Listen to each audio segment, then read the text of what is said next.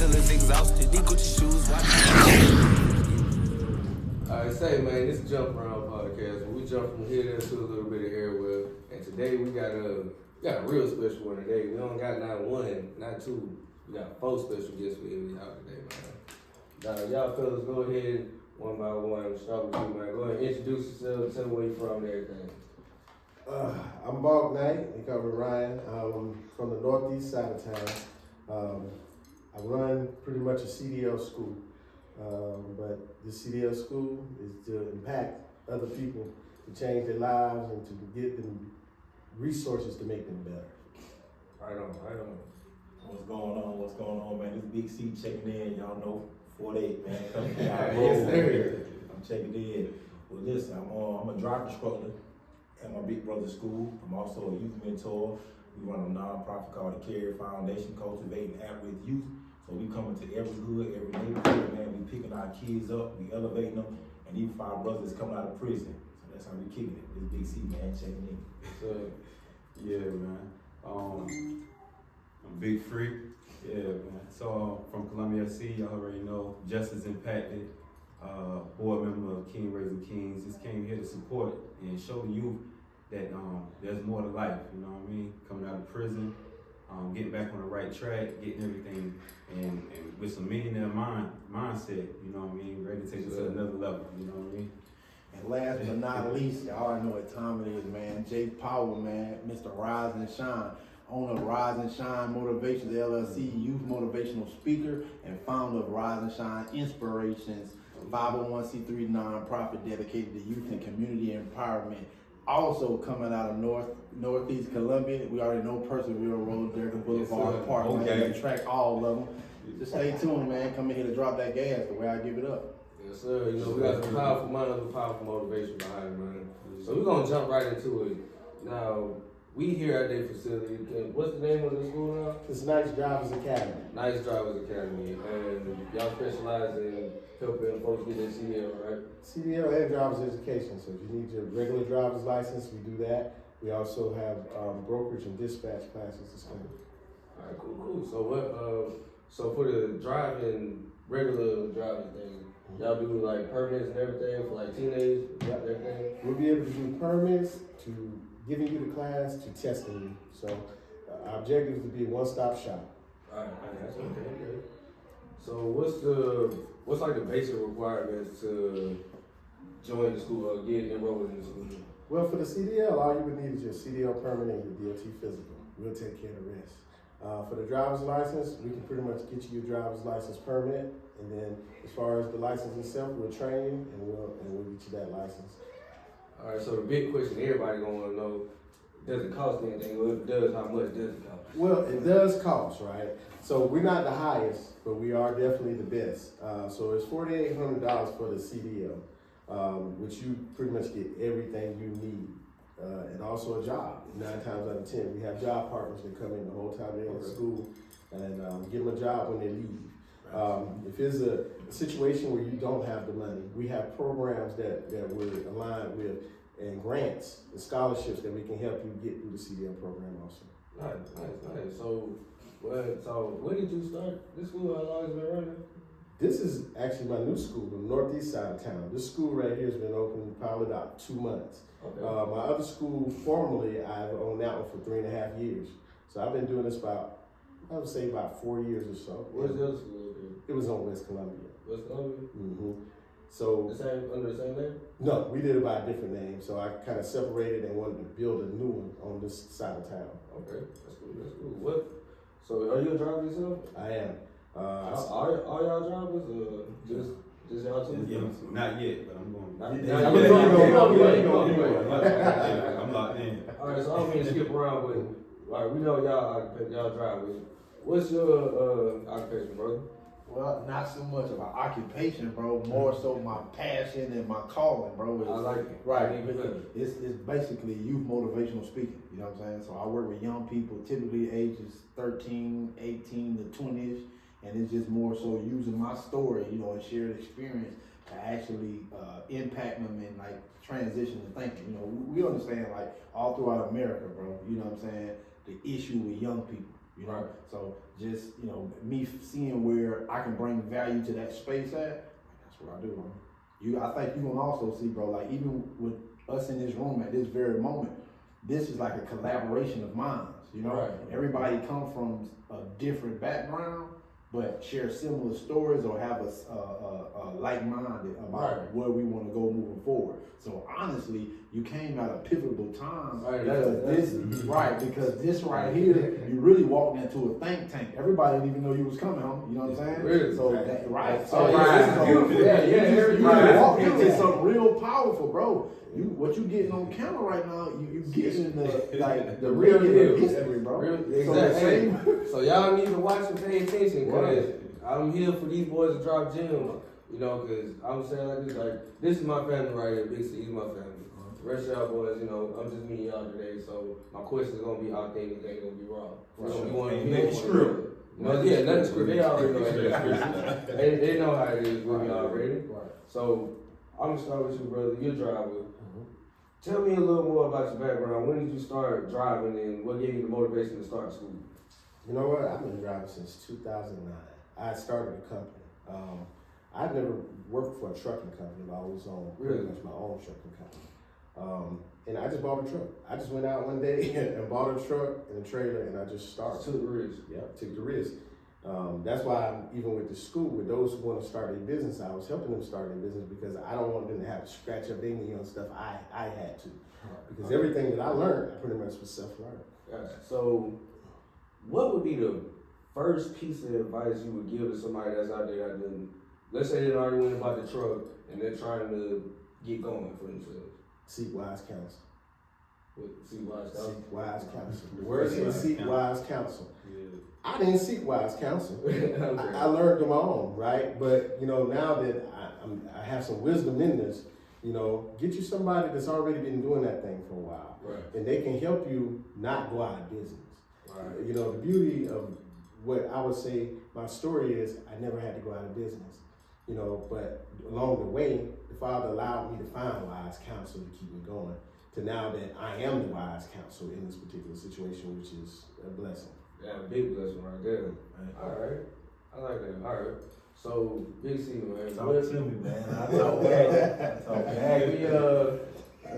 We already know how you rolling out here. For the ones that know the man, they already know.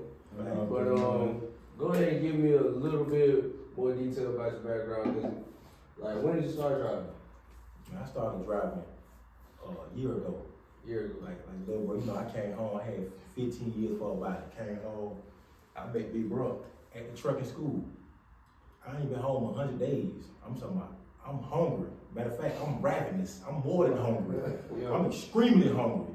So when I come home, the brother's seeing my passion, but he don't know my story. He don't even know where I came from or what I'm about. But he just know this man coming here on time every day. He's in here, and everybody around him is attracted to him. He's a magnet. You know what I'm saying? So I came in, man. I got my CDL in 5 weeks. This brother right here made show. In 5 weeks, I was driving. I'm struggling with the pre-trip. I don't know how I'm gonna get. I'm like, man, in 5 weeks, this brother can change your life in 5 weeks. For the ones who've been in the street for the last 5 or 15 years, and you still get the same pack trying to re-up. Man, take 5 weeks out of your life, bro, and change your life, man. For the young brothers out there, 18, 19, you can be 18 to get your CDL, man. 5 weeks, that's all. 5 weeks, bro. Just think about it. You went to school for 12 years already. What's 5 weeks? What's 5 more weeks? You know what I'm saying? You go by so quick. All right, so let me ask. All right, so what was your first impression of Big C when he first came to you? Man, Big C he's right. Everybody kind of flocked to him. He got that spirit, and he got a spirit of influence. You know what I'm saying? So everybody flocked to him. I said, what's so special about this big guy here? But then I started realizing his heart. His heart was, he didn't just want to succeed. He wanted to see everybody else succeed. And that's what made me look at him differently, because I'm a team player. I want to see the whole room win. And when I saw him operating in that room like that, that's what attracted me to it. I said, oh, you're going to succeed and you're going to get it. But that's why I got him here with me today. He's with me because of his influence, but also his passion of what he wants to see other people succeed. Right, and I can always say he's like, I basically grew up with him, man. I can say he's always been like that. Like, I always been Lewis around. He be the only one not trying to beat me up and shit. He be out there trying to get his brothers off of me and all that. So I can always say, man, I always had a good heart. It's always been like that. That's awesome to hear, though. So, man, you say you trying to get into driving, right? So, are you enrolled in the school currently? Not yet. I know my situation a little bit different, but I'm on the same path. And what's crazy is that when I met bro, because we just got back in cahoots, man. We was in prison together. So really? I knew him in prison. Yeah, but so I was at the Kings Raising Kings event, and I seen him on stage, but then I seen him disappear. And by the time I came back off, he approached me. I was like, "Well, I remember, bro." Yeah. Tap in. And he told me about the school and stuff like that. But what's crazy is I just enrolled into Memphis Tech, so I got the scholarship to go through school so they can pay for it to help me out a little bit. You know what I'm saying? Because it costs a little bit. Right. How I'm working and everything, transition from prison. I only been home about 3.5 months. About 3 months? Yeah. Oh, yeah. So I'm fresh. All right. I'm like him. I'm hungry too. So All I'm right, there. Let me interject, because I don't think, bro, listen. I'm telling you, like, you realize what you're dealing with? Everybody come out and doing this. It's like mine. I Yeah. don't think they heard this. No. This man said he been home 3.5 months and already got a scholarship to go to school. Yeah. Man. That's right. But how many years though? Tell them how many years though? I did about 10 years. 10. Yeah. How much you had though? I had 30 years overtime. I'm a paralegal as well. So my coming to the table is to do the same thing, man. I can look at laws, policy, things of that nature. That's what I do. So All right, we'll break down, but like you said, like mine, man, we just coming together trying to figure out how to build and all the programs that the brothers about to implement. It's only right that I come through and bring forth. That's what we got to do. That's what we supposed to do. So we supposed to exist. And when you call us off guard, I'm on my way, got an elevator pitch. I'm still working. I'm working on mine. I almost want to start over like, hey, cut that out. I said it one more time, I ain't get it right. Jay Powers. But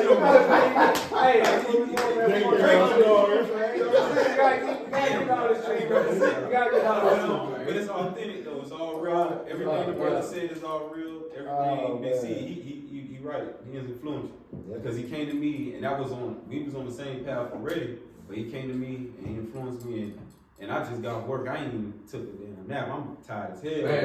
But listen. But when bro called and knowing the bigger cause and everything that's going on, I'm like, boy, it's only right.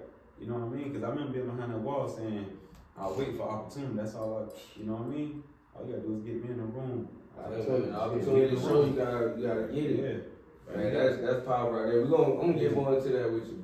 All right, my man. So, what's a little bit? How did you get connected with these guys? We didn't heard how they didn't got connected with each other.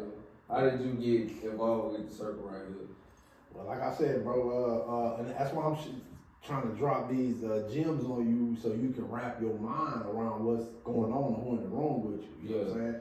I got to give you a little backstory, you know, that's what I want. Even myself today, I'm not here per se to register in the school and become a driver. I'm here on a different pretense, but just being here, I'm convinced that 5 weeks, I'm not going to 5 weeks. I love studying, so I might get it faster. You know?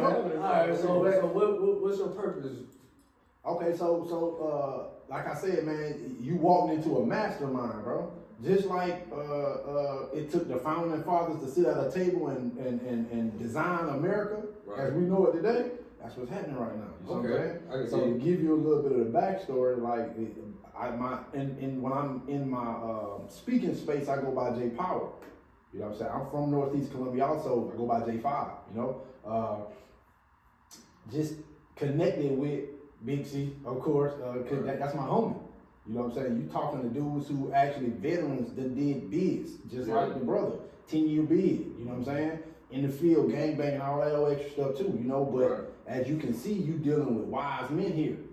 People who actually done put time in educating themselves, you know what I'm saying? Who got experience from the field and learn them real life lessons, you know what I'm saying? So we on a whole nother path now because obviously the Most High done worked in each one of our lives to put us where we at so we can end up in this room. So to get to your point, to your question, Big C, It's my homie, you know what I'm saying? Yeah. When bro bounced out of the penitentiary, you know, in his network, my name was coming up. He was advised to reach out. He reached out. We connected. Been logged in ever since. You know what I'm saying? So just like what we're doing here today, every strive that we done took since we've been in communication with each other is about us taking a step towards closer to our success. Right. You know what I'm saying? So when I locked in with my brother and he tapped me in with his network, that's how this happened today. You know what I'm saying? So in this room, Big C is kind of like the ultimate source of energy in the middle of that. And like he said, that gravitational energy pulled all us together. You know what I'm saying? He the center mass right Exactly. now. Okay. Exactly. God is. Okay. Yeah, that changes.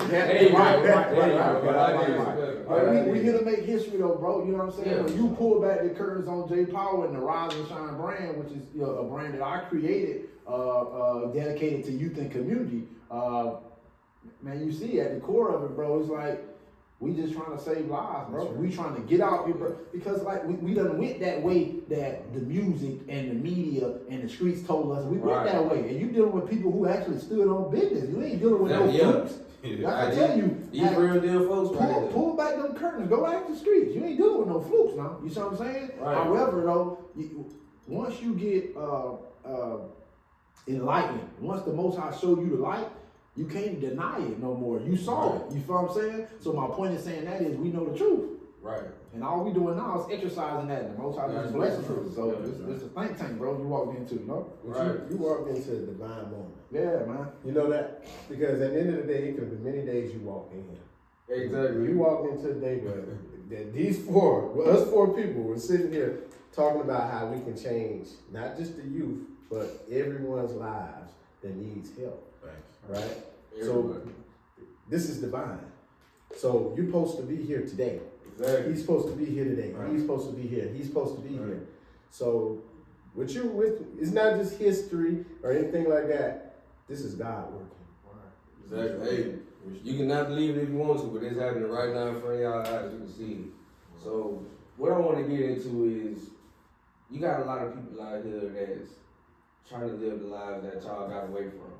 And a lot of people that think, oh, I'm tough, I'm built for that. I don't even worry about going and getting locked up, going to prison, and that. So I want to kind of tap into some of y'all experiences so they can get a feel of what y'all had to go through, so they can know that that ain't the way to go. Right. You feel me? So, my brother, have you ever did any time, haven't you? I grew up in all your juvenile prisons. Juvenile prison. All right, so we're gonna start with you. So at the end of the day, right? We all think we tough. We listen to the music. We operate in the streets how we feel like we need to operate because we've been influenced, right? But when we get there, we start to understand that we can't get out is the way we got in. You know, whether it's being denied parole or whether it be the troubles that we had while we in there, you know, that's holding us from getting out, because the enemy works in and he works out. That's right. You can be about to get out and you can get into something and you got to stay a little longer. Yep. Right? So at the end of the day, even with this trucking thing, right? The best pack that I could have flipped was went to school and got my license and made the money that I wanted to make, that I was making on the streets. I wanted to make, right? What other place or other job or trade that you could go in and make $10,000 a week, but selling a pack? You get what I'm saying? And this is what appealed to me, right? But God had his own agenda with it, right? It appealed to me on that level because I never knew that I'd be teaching somebody something, right? You know, it appealed to me on the level, my personal level, oh, this is how I want to do for my family. This is what I want to do for myself. Right. But he flipped all that around. Just as the same thing about being in the DJJs of the world and different things like that. I said I would never speak on this again, or I wouldn't want to go back. I go back all the time. I talk to him all the time because he'll transform your mind to be able to say, this thing that you did and this thing that you went through is now a testimony. Right. You feel me? So that's the biggest thing I took from it, and I take from it now, because the things that I didn't want, or the things that I disliked, the things that had me confined and locked up, now I use as a testimony to help those to not want to be locked up, to be confined, to change and transform their mind. Right. That's what Right. it is. And that's what I want the viewers to get today, because I can't tell them no story, because I mean, I went to county jail for a day. You know what I'm saying? I don't have a story. I ain't experienced. I can tell y'all some funny things that happened in there, but ain't nobody gonna listen to me about that. So that's why I'm glad that's why I thank God I got y'all here today. So, Big C, we're gonna go with you, man. So, you said, how much time did you do my law? I did 13 years, 8 months. 13 years, 8 months. And Yeah, what was your 15. what was your charge? Manslaughter. I caught a body. Manslaughter. Caught a body at 19 years old. Came home 32. Alright, Came so home to 33. Came home 33. So you start doing so much time, you lose. Came home 33. So, all right, you 19 years old, you got sentenced to your time. What's your first thoughts like? You know you going to prison, you know you about to do this big. What's your first thoughts? I'm gonna be real with you, bro. It ain't even kick in until like 3-4 years into the bid. When I first went to prison, I felt like I was built for it. You know what I'm saying? I knew I was built for it. For the physical part. I ain't fearing nothing, I ain't scared of that, so I can handle that part. You know what I'm saying? I'm gonna hold my own. But what I didn't know was the emotional side of it. You feel what I'm saying? So when I went in, it hit me probably like 3-4 years in the bed, bro. I got up one morning and bro, I couldn't shake it. I was in a low mood. We had the pack, we had the cell phone, you know what I'm saying? We drinking, we smoking, but my spirit man was low, bro. I'm talking about I was down, bro. And I couldn't diagnose it. I didn't know what it was till, like bro say, got with the OGs. And y'all know I'm always upbeat, playing ball, you know, doing something. But I'm by myself now. I don't want to be bothered. Yeah. And they're like, BC, what's up with you? I'm good. Man, just leave me alone. I don't know what I'm saying. Get my space. To an OG, like, listen, let me tell you what's going on. And now I'm ready to get y'all boys free game, man. Like, this is what you signed up for when you in the street, banging, shooting, robbing, whatever you doing.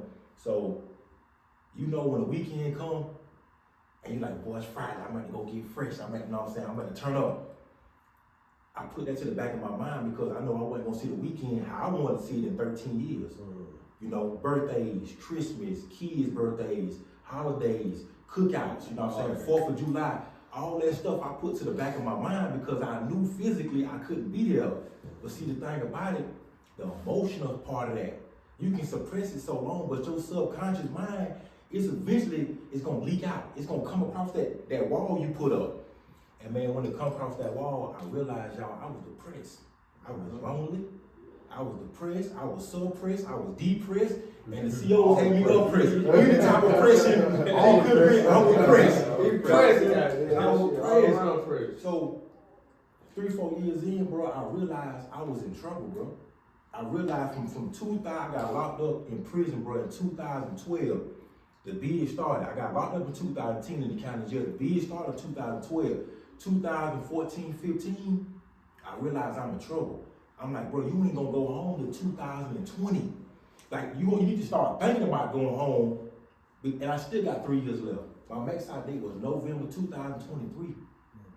You feel what I'm saying? So from 2000, so what I did in October of 2010 affected me all the way to 2023. I wasn't thinking about going home until 2020. That wasn't even a thought in my mind. So that's when I realized, bro, like I was in trouble. It didn't even hit me when I was in the county jail. You know, I went to prison. Them boy got phone. Them boy got cigarette. Them boy got weed. They got everything on the street. So I'm like, oh man, that's a world within the world. I got into the network. But when my baby started growing up, bro, you know what I'm saying? People started dying. You know what I'm saying? My brother got killed. Like, it's all this stuff. Couldn't make the funeral. Granddaddy died, can't make the funeral. See, all this stuff that you don't think about when you in the street. You feel what I'm saying? Tupac said the best. He said niggas busting shots like they lost their mind, like 25 life never crossed their mind. There you go. You know what I'm saying? Y'all do it, but bro, when that judge give you that time, and I took the charge from my co-defendant, I freed him. You know what's going on? I freed you. Right. You feel what I'm saying? I carried the load.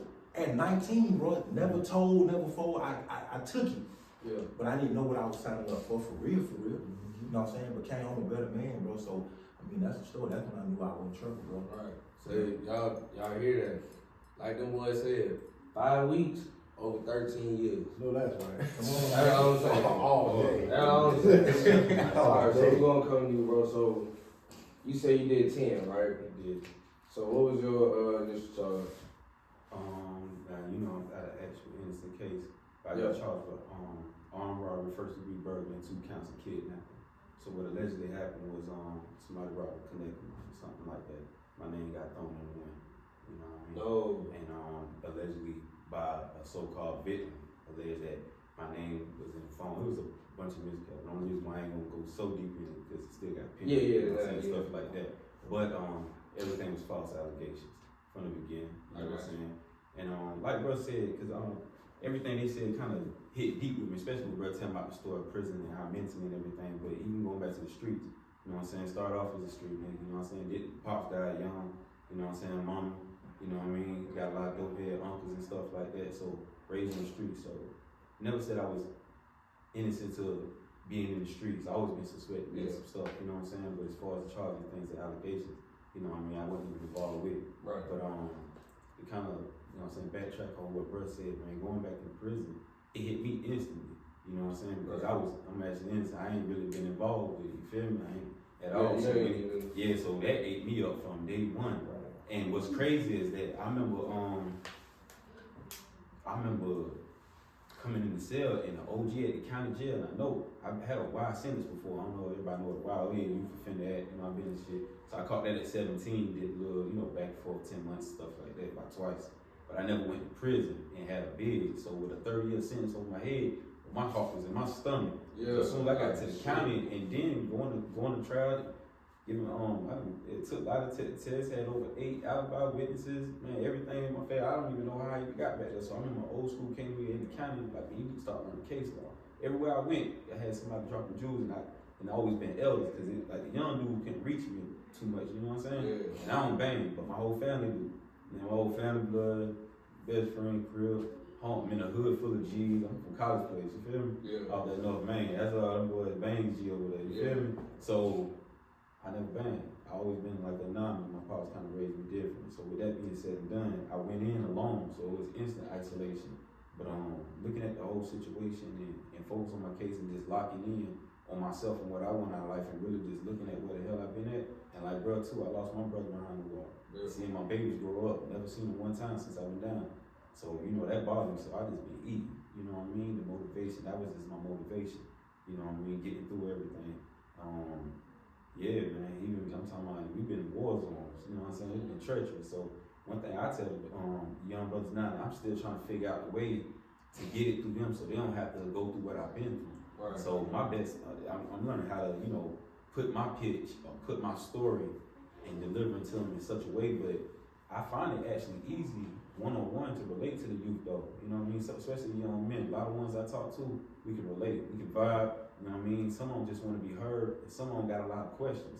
They just don't know how to answer, because if they ain't got no fathers or no big brothers and no guidance, they don't know what questions to ask, you know what I'm saying? And I deal with a bunch of the UT niggas, so I'm definitely on the same thing bro with, you know what I'm saying? Advocate for them boys, you know what I'm saying? The at-risk youth and stuff, so they don't have to go through this, because I'm gonna be honest with you, it's too easy for them to go to jail in South Carolina. You know what I mean? Too easy. And everybody got them switches. Everybody think they gangster. Everybody thinks they so. Hopefully, Everybody ain't going for nothing. hopefully we build enough resources around here so we can give some positive influence and some programs, help them brothers cut hair, learn how to drive these trucks, or do something positive. Right. Yeah. Instead of selling drugs and getting shot. You know what I mean? Yeah. All right, so bro, we're gonna go to you. How long did you do? What was your situation with it? I was sentenced to 10, and in South Carolina, on your violent charges, you do 85% of the time. Non-violent charges, you do 65% of the time. Okay. So I did 8 years and 6 months. Okay, what was the initial charge? My initial charges was armed robbery and 2 kidnappings. Okay. But of course, they dropped the kidnappings with a plea to a 10-year to the armed robbery. Gotcha. Okay. So you ain't gotta get into details about all that and all that. So I'm gonna ask you, what was your like? That's all good. We'll get one-on-one, because I do want to get one-on-one, you know, introduce all y'all boys. Like, each one of y'all got stories to tell, you know what I'm saying? So, but I want to ask you, what was your like worst experience behind the wall? My worst experience. Worst experience. I don't think I had one worst experience. I think what I would consider a worst experience was just it was like stretched out. I'm gonna say it like this. Just like, bro, I went into the penitentiary. I came from the streets, gang banging. You know what I'm saying? Yeah. At 16 is when I got arrested, so I was a little younger. But once I actually entered the system, I hit the county or whatnot, off top, my life transitioned into full-fledged, just gang banging. So with that being said, bro, when I actually made it to the prison yard, my first yard was Lee County. You know what I'm saying? We hear the story, what's up with that. And like the brother said, it's a battlefield, I wasn't prepared for that level of gang banging. You know what I'm saying? I never seen riots and, you see the club fights and stuff like that. There's nothing compared to that. So behind the wall, it's a whole different world. It's a whole different world, bro. You know what I'm saying? And you can't go nowhere, bro. You know what I'm saying? You in here, it's war culture. Lee County is war culture. I went to the East Yard. That's the disciplinary yard. I went to Darlington South, room 1245 under the stairs next to the day room. You know what I'm saying? Bro. And it was a war culture, bro. The plus for me was that I hit the yard and had homeboys there, had homies there, so I was able to get the coaching on how to do time. You know what I'm saying? Right. But it was the reason why I call it the worst experience because I never spent that much time thinking about dying. You know what I'm saying? For years. Right. So when the brothers speak about the emotional part about it, I'm tying into something that coincides with that, and it's the psychological part of it. Right. You know what I'm saying? The psychological effects of prison. Like you gotta come with the terms that you could possibly die any day, bro. Every day. Because you watching it happen to some, it's different, bro. It's one thing to be talking about what you'll do to somebody and all that type of stuff, right. But when you actually seeing it happen to people and you actually you see the blood, you see what's under his skin, and you know what I'm saying? This is why like Army vet, they come back home with PTSD. Right. Same stuff with us. You know what I'm saying? So when I was seeing that stuff, right then and there, I saw how vulnerable a body is, and I got one. It can happen to me any day. Like I really became just like in the movies where they're strapped on the books and all that. Yeah. I had all that, the book vest. Like I can't go out like that, bro. I gotta go home. That's how I made. Right. That's how I gotta protect big brown jacket on, boots on, and hey, so you gotta basically put on like body armor because we go to war with gang banging, bro. It ain't this stuff on the street. So it's not just regular fist fights like that happened too, yeah. But I'm telling you, I'm on a level 3. So if you're on a level 1 and certain level 2s, they ain't gonna take it that far because they trying to go home. I'm on a yard with lifers in 30 years. I got 10 years and I ain't got no time for real compared to them. Right. You know what I'm saying? I don't want to cut y'all, but go ahead. Whenever you finish, I want to answer to that, man. But when you hit the yard, ain't nobody caring about your time. You gotta participate. You active or you not. And I was on when I hit the yard, there's a 24-hour policy, bro. You gotta go tap in with your homies. Like you don't get to just come chill and I ain't getting. You gotta tap in. And then it wasn't like I was gonna be able to hide or nothing anyway because I was active in the county. I'm already, exactly. So I would just say, man, the psychological effects of prison. But I think what happened for me, what helped me was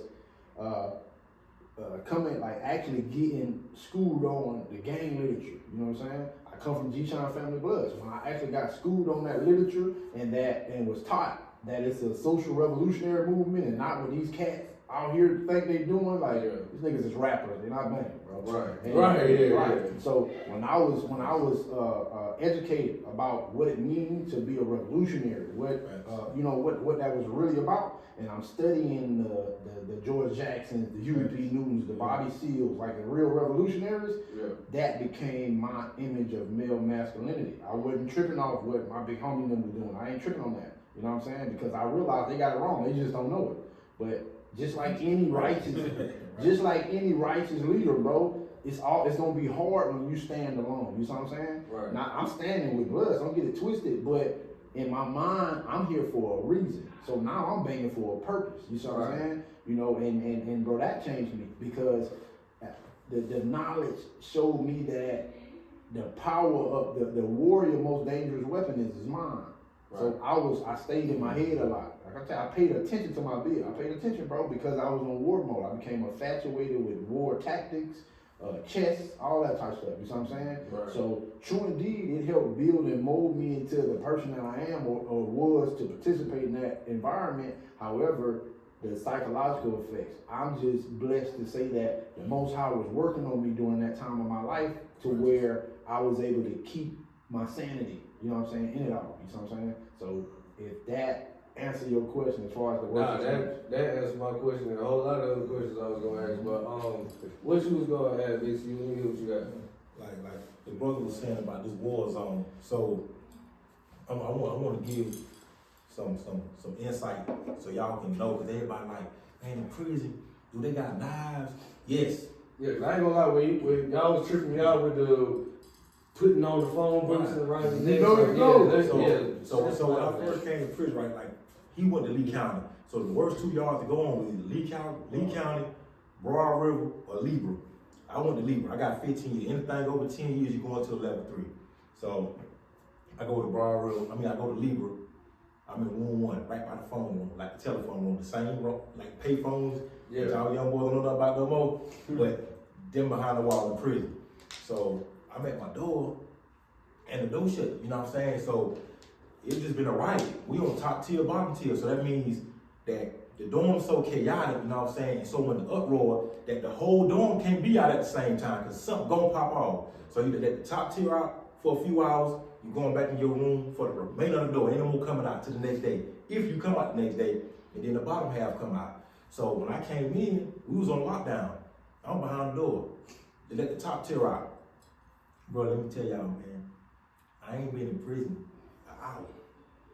I see the dude come with the biggest blade in my life. So, you know, this a war zone. So they getting strapped up just to hang out. Man, a man had a lawnmower blade. No lie, bro. A lawnmower blade. A lawnmower blade.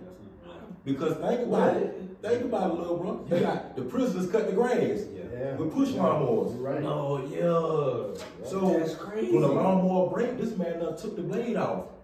Bro, this blade been so sharp. This man had a lawnmower blade tucked in his pants and handed it to his homeboy. I'm at the door chilling. I'm like, boy, ain't no way this man got the blade this big. I'm telling my instantly heart pounding. I ain't scared of nothing.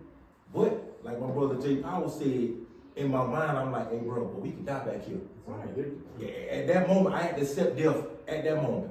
You know what I'm saying? Anytime you thinking about your kids, you thinking about your wife, your girlfriend, you thinking about anything in society, you already know lost.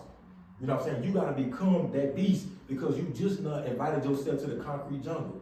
Right. You know what I'm saying? Prison is a concrete jungle. So when I came in the war zone, instantly, like when I seen first dude get stabbed, it affected me. I couldn't sleep all that night. I'm like, dang, my dude just got stabbed.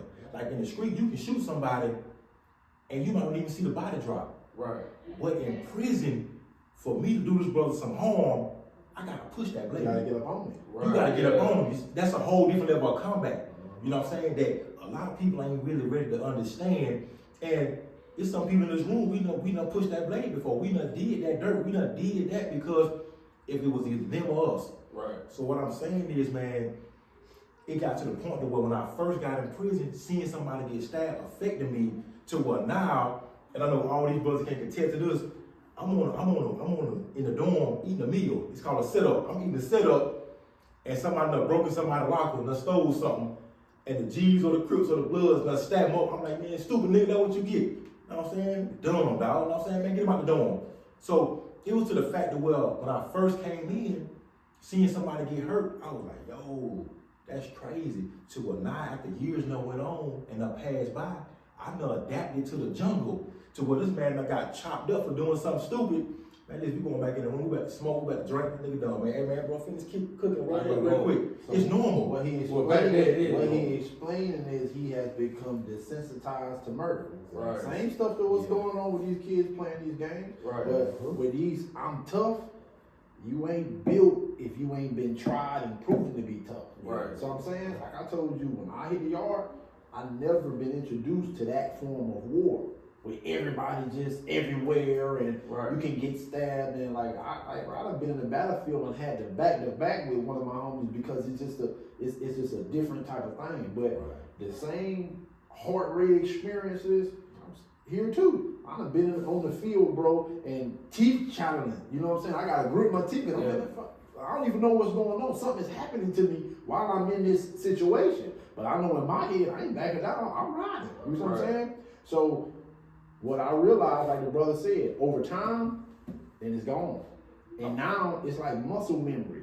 But it's about to pop off. Let's go. Right. Y'all really gonna turn ourselves into soldiers. I want to add a little something. I want to add a little something to that, man, because even while y'all was talking and stuff, my heart already still was there. And what's crazy is that's funny. He said it, no cap. My lady still said it to this day that I still grip my teeth like hell when I wasn't in. I stopped the leg shaking and shit, but I done been stabbed. And see, motherfucker, because I'm at Broad River, I was trying to figure out whether or not he was at Broad River in 2017 when it happened. Because see, we in the game doing it's Broad River, like you said, and I'm in Water Reef. It's popping, it's motion. Yeah. I got my own motion. I don't bang, but at the same time, I ain't no lane. I stay in my own lane. I'm town. You feel me? Right. I work out. Ain't no suspect shit. You feel me? Yeah. Ain't nothing messed up in my transcript. Stop playing. You feel me? Ain't no snitch. Ain't no hole. Ain't no. You feel me? Yeah. I'm working out. I'm in the law library. I'm doing my thing. But I got a little motion, and you know what I'm saying. I ain't with a lot of people, so I'm striking by myself. You feel me? Doing my own little thing. Long story short, everything kind of uproared. You know what's going on. Some dudes try to run down on me, some BD dude, not tried to, came in, and he ain't lying. Them boys got all kind of knives. I got stabbed right between my eyes with an axe. I'm sitting on my bed just like this with my cell phone. And look up, he owe me money coming in. I'm like, what's up? Hey, Juice, come in the room. Like Juice, man. Juice and his roommate Tribute, come in the room. And soon before I even look up, cause I got that thing going viral.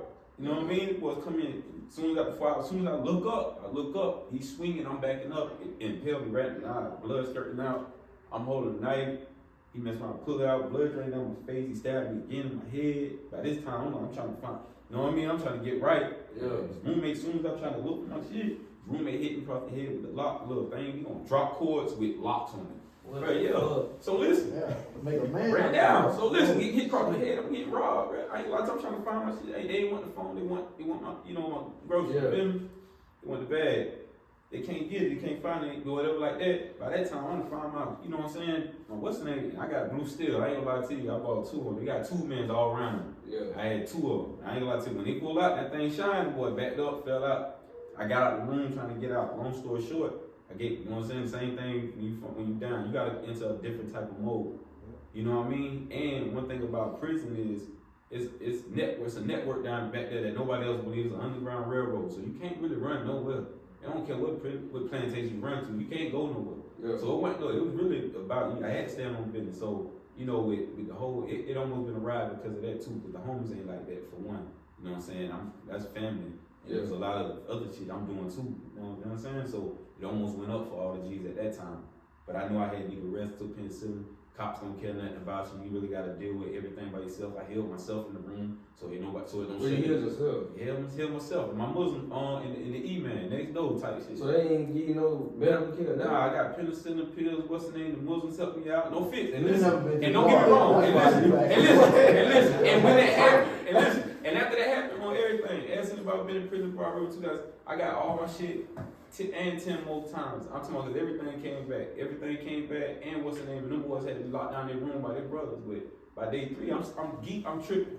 I looked out on my roommate 2 times, and one night I done jumped up. I can't sleep. The big homie came in the room. Big homie came in the room, opened up shit, bro. Listen, bro, you got 30 years. You only been down 2 years.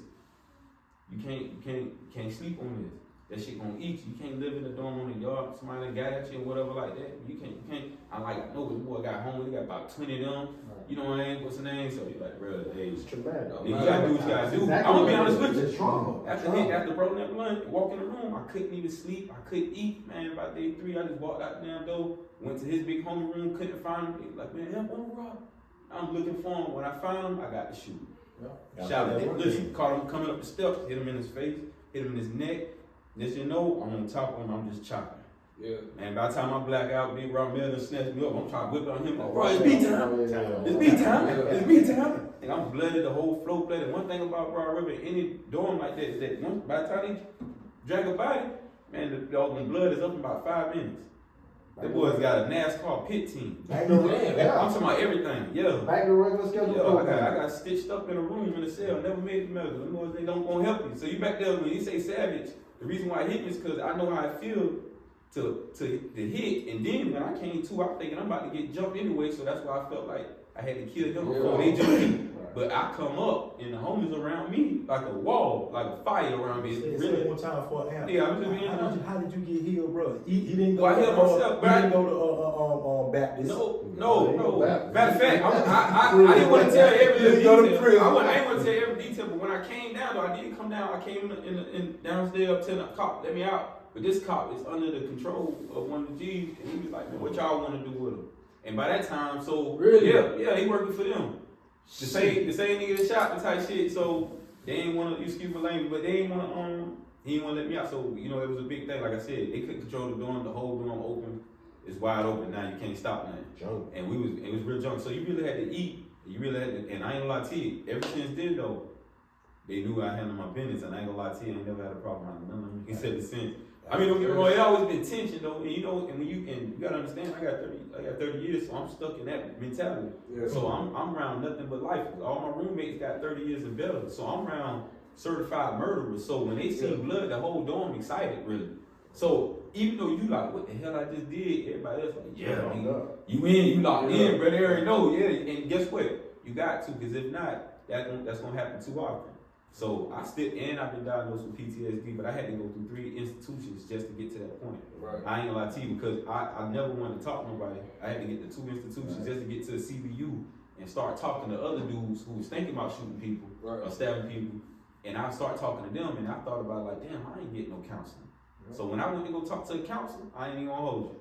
I went to talk to the counselor, he asked me what the problem. I said, well, you know what? I never been able to tell somebody that I've been stabbed. Nobody even what's his name. So I was crying it out when I talked to him. He was like, I was like, man, I ain't gonna lie to you, I can't sleep, nerve bad. I ain't gonna lie to you, but I'm straight on medicine though. But it's still, I ain't gonna lie to you. So to this day, I'm actually diagnosed with PTSD. Nah, because of that. Bro, we all got it, bro. And I really, I ain't gonna lie to you, we all do. Well, that shit changed my life though. And it goes back to what we was talking about before you walked in the room. Yeah. When a man got somebody to Talk to, yeah. You Right. just said that. Right. You know what I'm saying? Yeah, and I ain't had nobody to talk to. You got nobody to talk to. And I'm glad you said that because I want everybody to know as a man, you do not have to sit there and suffer in silence. You don't. I don't give a damn what nobody tell you. You do not have to do that. I've been there, done it, and if you need help, there's somebody out there that will help you. I don't care if you just call a stranger and talk to him. There's somebody out there that listen to you. You can call me, call one of these fellas in the room. If you're down bad and need somebody, trust me. Like I don't care if you talk to me in the comments of the video. You know what I'm saying? Just never suffer in silence. So I'm glad driving academy, man. Yeah, come down here, sit in the room with us. Come sit in the room with us. And not to make it a big negative piece, bro, but now you understand why we help the youth. Now you understand why we're trying to change the community. Because we can tell them stories, but it's countless of your baby daddies, your brothers, your uncles, your cousins who folded in them situations now. It's countless of them who still, I just did time. Niggas were folding back then. But it ain't even about that. Don't go to jail, bro. Get on the right side of the thing, bro. You ain't even got that experience, I tell y'all, I ain't Right. Or you didn't make it out. Right. You hear what I'm saying? Right. You might not have never made it out. Tell no story to be a survivor, to be able to be reformed. Right? That's the big piece because there's many people that didn't see their families no more. Exactly. So that's the piece. Because I know just the story that one man right here told me, that shit, all y'all stories blew my mind, but that's because I mean, we all look on TV and see prison movies. We see them all the time. But it's nothing like what y'all told me. Because this is not my first interview with somebody that's done time. My last interview that's out right now on YouTube was with a guy I went to school with, Justice Johnson. He did 5 for attempted murder. And, well, you have to watch this video. There's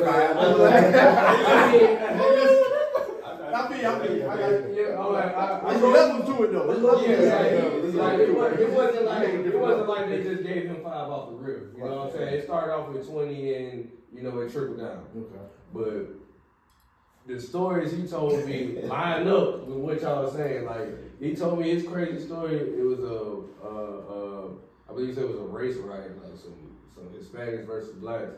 He said, doggone, out of nowhere, some guy tried to hit him with a makeshift hatchet. So it's like but he didn't give the details of what y'all just gave him. You know what I mean? Like, I think he kept it kind of more conservative. We need to talk about it, bro, because that's the problem. Like the brother said, you around here shooting like you 25 to life never cross your mind. Right. See, the thing is, the society don't have a perception or a concept of what life like they're about. Right. And unfortunately, for those of us who make that fall and end up back there, that's how we find out. And then it's gonna make you or break you. You see what I'm saying? We need to talk about it. It's not what you want to do. Right. All that thinking like you're gonna be cool and you're gonna be him because you did that. Like, bro, you can die. And to add to that, I don't think we need to have, let me tell you, we need to have no filter on the way. Don't get me wrong, only reason why we're painting to the youth that I talk to, the ones I relate to, why? Because we let them listen to the music. They're already on YouTube. Right. They're already carrying the guns. They're already what's the name. So when I talk to you, I want you to understand that this shit real. Right. Bro, I could have died. Listen, I done seen people die. I done seen people hang themselves. I worked in lockup. So I done seen plenty about it. I done cleaned up after seeing somebody that, after getting hung and stuff. I'm the one who ordained for bloodborne. I'm the one helping out for real. I done clean up bodies and help drag out people who done died back there. So hearing about stabbings and real shootings and people who really had to stand on business. And like our brother said, it ain't really about that. But when you back there, that's part of survival. And there's a lot of dudes who out here talking like, cause you got all the little bitches, you got the little women, you got the little motion and stuff. You really think you like that till you get back there and find somebody who really like that. And you ain't got all your homeboys.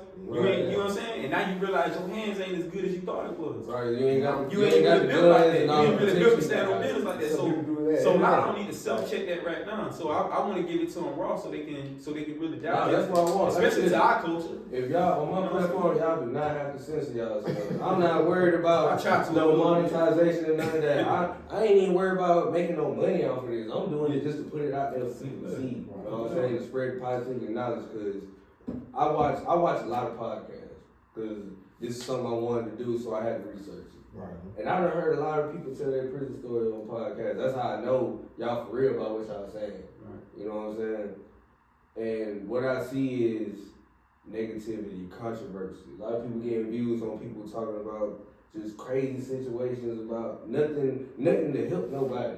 You know what I'm saying? So I wanted to do like y'all heard the No Jumper podcast? Right. Yeah. That's one of the most popular ones, right? Yeah. I watch that often, and they, from what I've seen, they don't do nothing but promote violence and gangbanging and negativity and people to beef and this and this person beefing that. That's why I call mine jump around, because we gonna jump around all that and go straight to the positivity. There you go. Like none of that. So that's why I'm glad I'm here with y'all for y'all to tell y'all stories. Bro, you can still. They need to know that you can still be him. You can still be cool and be legit, be righteous, bro. I'm telling you, we living in the time of if you gonna. It ain't even about like real, like, and I'm not promoting this, but real gangsterism. It ain't here no more. No, it ain't here. Anything like it's the time of the rich gangster. If anything, you need to be getting legitimized, bro. People is tapping into financial literacy and using credit to get their hands on bags. Right. Ain't nobody, I ain't saying that dudes ain't doing that, but I'm telling you, for the times we living in, bro, that's the route to go. Yeah. Because, bro, this world is so it's so much technology now, bro. The streets over with. It's been over with when the loyalty and the code was going, but the streets are over with. It's gonna become a time where the only money you're gonna be spending is digital, and they tracking it now. Right. So how do you think you're gonna do any under table dealings? It's over with. Yeah. So if you ain't preparing yourself for what's to come, you're gonna be left. Right. So all these, just watch them, bro. Time's gonna show when the damn tide come back in, who's swimming naked. And there's a lot of these cats out here swimming naked because you can put up a facade. You know what I'm saying? Yeah. You can be legit, bro, and still do it the right way. Like, man, I tell everybody, bro, like, Big C know who I am. Y'all boys just meet me for the night. Some of you know, some don't. I go out in the streets, everybody look at me, they see me with my jewelry on. I got some designer stuff, I wear nice clothes or whatever. And they automatically think I'm dope boy, scammer, something like that. But man, I am in the union as a construction worker. I do fire. This is my company hoodie. They give me this question. Sean Ball Fire Protection. That's what I work for. Represent your company. Exactly. I work 60 hours a week and I do sports betting on the side. That's how I buy all of this. Right. You know what I mean? I ain't did nothing illegal in years. Right. Cause I don't have to. For what? I went and got this job and started doing my little side betting, and I make more money than I ever did in the streets. Right. The thing is, bro, it take a deep understanding of this place we live in, bro. Marketing. We don't realize that, especially being black in America, you come into the existence here without no knowledge of who you are, what you come from, other than the slave stories they give us. Right. So you gotta understand, bro, and it's science. Me and brother was just talking about this. I'm a big physics person, bro. I feel like a person can't even understand or know God without knowing science. Just my, perspective. But anyway, bro, think about taking a mind that doesn't know itself. It only knows what not only is being marketed to him or her, but what the environment teaches it. And the environment is influenced by what's being marketed. Right. You see what I'm saying? So if I tell you that the drug dealer, the gangster, or the whatever is him, bro, they take your role models, your idols, and they associate it with crime. So that when you become a criminal, I can make you a slave, which is the whole point of this system. But it's different when you know who you are. You know the power, the science of your body, the science of this universe. You understand the contributions of your ancestors. That turns you to a total different person. I remember being a young guy going right here to Richmond Northeast High School, and we already know right here on the north, the Army base, Fort Jackson is right there. Right. So many foreign exchange students used to come through that Army base to go to school with me, and I always used to ask, like, damn, what's the difference of them foreign exchange students and, at the time, I would say us niggas, but black and young people, you see what I'm saying? Right. Because I saw some of my same homeboys from high school, we was in the pen together, wearing the same ID, getting told to pull our pants up and walk to the right side of the line. The same exact system. What's the difference between them and us? They know who they are, they know their country, they know their people. They way over here thousands of miles away from home, and they still sacrificing for people back then over there, where they make money and send it back home. Now look at us. You know what I'm saying? Right. We thugging. We messing each other over, like, because that's the image that has been marketed to us. When you take an empty mind and you can paint this picture of who it is or what it is, right, and you constantly reinforcing that. In the environment he's living in, that reinforces that. You got a mama who ain't educated, a daddy who ain't educated. On top of that, the social economic system that y'all living under, people can't even afford the education you need to actually, you see what I'm saying? It's the system. I hate when I sit back and I see how we attack each other off the surface level stuff. Right. A baby mama can hate a baby daddy for 18 years all because he don't want to be with her no more, or he hooked up with her homegirl or whatever. But these people have been enslaving our people, and it's so much they do to us, but you can forgive them. Right. Bro, that's called Stockholm syndrome, bro. Yep. You see what I'm saying? Yep. We done that word a long time. we done fell in love with our captors, and they done changed the whole image around to make us look at each other as the issue, instead of seeing who's the real issue. You see what I'm saying? Imagery, homie. Imagery. If you just I don't step in here, we gotta activate them. Right. How many Jews he dropping? Check me out though. If you just take the last, let's say since the 1950s, 60s, we ain't even got to go back farther than that. Bro, in the 50s and 60s, the black man in the household was exalted. Right. You see what I'm saying? But when you take that black man in the household, let me say he was exalted so much so to where he was willing to come outside with a shotgun, pick his throat out and say, "Fuck a pig, I'll kill you before I let you do something to my people." Right. Understanding the power of that, they saw that.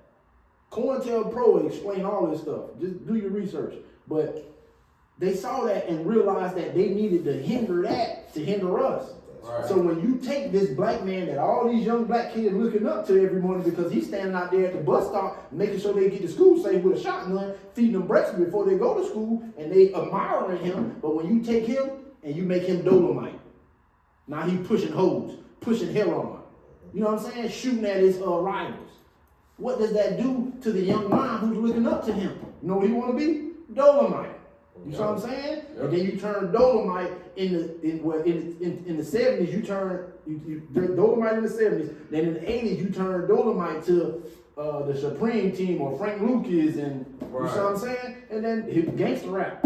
They giving you your idols now. How many times we gotta see the curtains pulled back on these rappers for being fakes and phonies? That's right.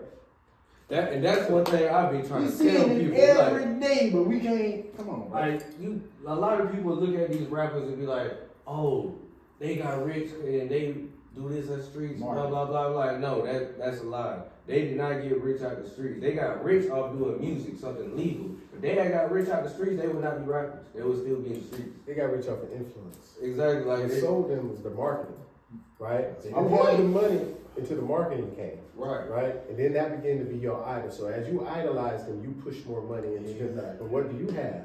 What are you getting from it? Everybody that's the drug dealer and different things like that, what are they trying to do? They're trying to get the most money. The most money all the time. They're trying to capitalize. Somebody on their block that's in their territory, this, that, and the other, as if we own this world, right? I'm trying to take him out. He's trying to take me out. He's trying to take you out, right?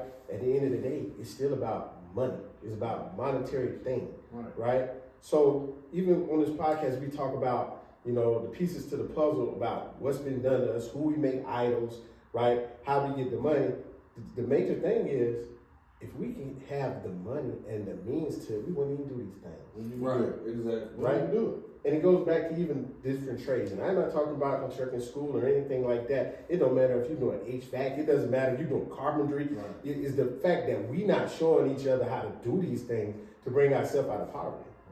Exactly. That's why I'm glad he called me and said, yo, come up to the school. Because when he first called and told me about the school, I said, what? It's a school up? We got a school like that up there? I said, yeah, I got to come up here. Because usually I try to plan my podcast to do stuff like on the weekends or like at least a week or two out before I do an interview. When he called me, I was like, this probably what, 2 days ago you called me? I said, yeah, we got to do this ASAP. We got to do this right now. Don't wait. We got to do it right I now. was a little brother, man. He said, man, little brother got a podcast. I went online, I checked him out. I'm like, well, look, cuz, talk about it. He like, I like what he doing. Yeah. Like, Positive I stuff. reached out to him, hey, bro, come up here. We gonna pop a pipe. We gonna pipe it all the way up. We want the people to see black excellence, man. Y'all witnessing black excellence at its best. You found, say, in this room right now, bro, you got over, with my big brother, DJJ time, juvenile time, and our prison time, you got over 40 years, bro. We done gave to the system. Over 40 years, you know what I'm saying? And we done gave this over 30, us 3 men right here is over 30 years of prison time. Over 30 years. And they say we ain't the ones supposed to be able to do what we're doing. Statistics show that people who do what, who been through what we do, or what we've been through, we ain't supposed to be doing this. You know what I'm saying? Like he said, bro, it's powerful. But we understand that that unseen hand is the real issue. Right. He's not my issue because he a GD or because he a Crip. Some of my closest homeboys, even when I was in the penitentiary, I'm talking about when we in there starving and ain't got nothing, but who would bust a honey bun down with me to make sure we got something to eat, he Crip. Right. You see what I'm saying? What has happened, bro, is they have created a cesspool, bro, with our poverty. And we caught up in it, keeping ourselves in it, never seeing that it's a way out.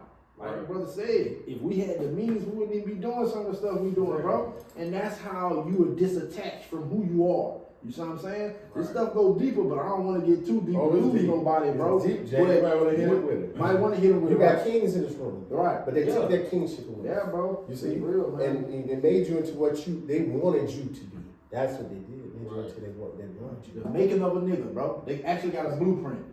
Pardon my language, but the making of a nigga. Nah, bro. that's what they did. I mean, and the breaking of a nigga. Right. You know, I mean, I had to study the Will eventually. You know what I mean? They show you how to break a nigga. I mean, as I listen to the brothers, man, like I said, of years of studying the laws, years of looking at what's the name, and years of becoming that gangster in prison, but also the same thing we talking about gangster. That wasn't just gangster for me for showing somebody how to shoot something. I've been doing that in the street. Yeah. Fighting that. I've been doing that. You know what I'm saying? There's a reason why I survived that much in gangland. You know what I'm saying? I've been doing that, but that's not gangster. So when I sit back and started educating myself and I started learning, I started reading books, I started getting around some brothers who've been able to drop some jewels on me, they started showing me the bigger picture. And what's crazy is like the same brother who helped me adopt my name, you know, even though he wanted me into the Muslim fold, he was on Sunday out of Jawans. I had to let him know because but he brought me also to the BGF, you know what I'm saying? They opened me up to the grassroots of George Jackson and stuff like that. Like, so I became a revolutionary back there. And with being a revolutionary, you also have to know history. You have to study history. Right. And I can't say I can quote everything verbatim and things like that. So I study the Bible, the Quran, the Ma'at, you know what I mean? All the principles and things of that nature. But I've looked at, when I hear the brothers talk, we even going back generations, And what had happened is what they've been doing for generations after generations through the music, even from the music in 1947, 57, 67. They try to over sexualize, they over what's the name. So it's a system that they done created that's so deep that we can't just scratch the surface in just one night of building. But what I try to consider, because in a room full of great thinkers and being allowed to come into a room of great thinkers, I have to think outside the room, outside the box, and I always try to find a solution. So I know right now, what brother's doing right now, and what we all doing, owning something and creating our own platform. And you've seen that our elders had done that back when we had Black Wall Street. That's why they burned it down. Right. It's a reason why they wanted us out of Oklahoma. You know what I'm saying? Oh yeah. So because right now, if we had the power to build our own and take care of our own and feed our own and stuff like that, that's what Marcus Garvey been talking about from the beginning. We Fred Hampton, the rest of them. You know what I'm saying? Fred Hampton and Newton too. The brother Henry P. Newton too. His birthday was a couple of days ago. But this is what they want us to do in ownership, buying our own land, buying our own programs, finding ways to teach our own men. You know what I'm saying? We know the education system is failing our kids. Right. So the most gangster thing I can tell any one of the boys is educate yourself, because I said, you know what? Damn, I wish my pops actually taught me a little bit of karate moves when I was young. But what's crazy is I remember moves he told me not to do. And what's crazy is I remember getting in a fight one time, and I was like, yeah, this big nigga, I feel him. I said, no. Bruce Lee. Knocked at the door. And then I was there like, hell, 13 years old. My dad looked at the little boy over there and said, will you hit him? Well, for real. And broke his arm. But I thought about it and said, education is powerful as kings. And just beyond, but as men, share our stories, but also give them something to live for, because what our elders had done in history, I believe that the elders did in the tribes, they always passed down wisdom. Morals, principles, you know what I'm saying? Things, characteristics to live in us so that we be sound men, that we be men of men. And that's one thing that we just need to keep implementing. So right now, if we understand that our generation has been cursed, then I'm making a generational sacrifice right now with my life for, I don't know how many I'll be able to save, but I'm gonna go ahead and get the ownership and build a business and build a platform, so when it gets to a point and he do it, and he do it, and you do it, and we own shit, to the point where we got enough people that we changing something. So right now, we living in a moment where we gotta show ownership, we gotta show boss, financial literacy. We gotta own something, because they own a lot. I don't know everything about the stock market and things of that nature. I hope to be in rooms around brothers who understand the stock market and credit and things of that nature. Although I'm working on all mine, but with all our power together, I realized that, man, we can build this nation. I'm real big on nation building. I actually am more of a nationalist than anything. I don't want to reform shit. I want to abolish the shit that don't need to be in existence anyway. Right. Yeah, I want to abolish that shit and really just build like we're supposed to build. So, Black entrepreneurs. I also started an LLC called Black Dollar Nation, and it's built on financial literacy. And I also had up and running IG page called Black Dollar Nation, and it's built on the same platform. Because what I want to do is, I've been studying a lot of financial literacy back there, and I want to get some certain degrees and stuff before I be able to really start teaching it. But I'm looking for the same solutions on really building. Right. So the brother is doing the perfect thing, and you came at a perfect time. Brother keeps saying it's a perfect time. Because I want to get around brothers who own it and making moves, not for just the money and the abundance, but just for the growth and to show the community too. Right. And let's be honest, we need that money too. We need economic power. Louis Farrakhan talk about that all the time. We need economical structure. We don't own no bank, so why not tap in wherever we tap in? That way, our grandchildren is going to be set, and they ain't had to go through what we went through, so that we in the hood just thinking it's cool to shoot. It's cool to run some business. I went to go to a Chinese restaurant and seen a little 12-year-old girl, and I had to ask her, I said, how old you is? You know what I'm saying? She was like 12 years old, and that's what's up. She's like, yeah, I'm not old enough to have a job yet, but I can work with my own parents. I thought about it, like, man, these kids getting management skills at 11 and 10 years old. Right. When do our kids don't even come in learning how to be managers, they come in being workers. Exactly. So I'm not, you know what I'm saying? So that's what. And the world you live in teaches you how to work. Right. You see what I mean? And we were talking about that in the other room over there, because other people, I ain't saying other people, other people teach them business. They teach them how to operate early. What we do, we learn how to go to college to work. Yep, go to college to find a job. Right, nobody's saying, okay, let me pass this down to you and let me show you how it works. That's different. That's different. He knows something I don't know. I know something he don't know. Right. He knows something I don't know. Right. Same thing across the whole room. But what if we shared it? What if we can be united to come together and share our knowledge and help each other's businesses grow. Exactly, and that's why I started this. I'm like, I wouldn't even know about my job if nobody came to me and told me about it. So it's like, you won't know unless somebody tell you, so why not ask questions? And when the questions are asked, why not get an answer?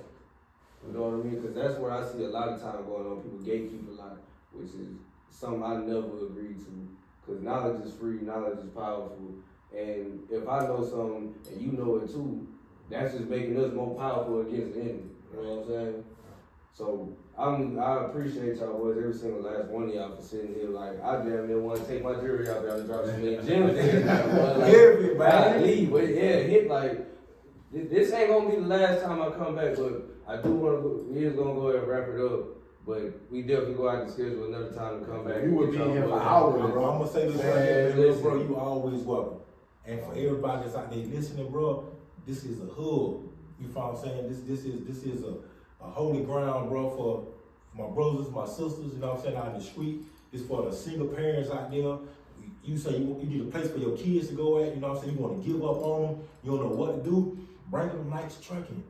Bring them nights trucking, man. We bringing the STEM program. We bringing it all like it's Black's excellence. You know what I'm saying? We making the way for our kids. We not teaching them how to go out there and work. We raising young kings and queens, man. We showing them how to get a plate. You know what I'm saying? We showing them how to go out there and boss up your life the righteous way. So, man, listen, y'all tap in with us, man. Yeah, Tap in. there's nothing wrong with mentorship, Yeah. right? We should be mentoring everybody we come across that's of our complexion, that even if they not of our complexion. Right. Where's the love spread if we cut it out of the color? There you go. Right? You right. So here we're gonna do what it takes to help those to be reformed, transformed, and to do something different. We located at 9600 Two Notch Road, next to Sesquique Park.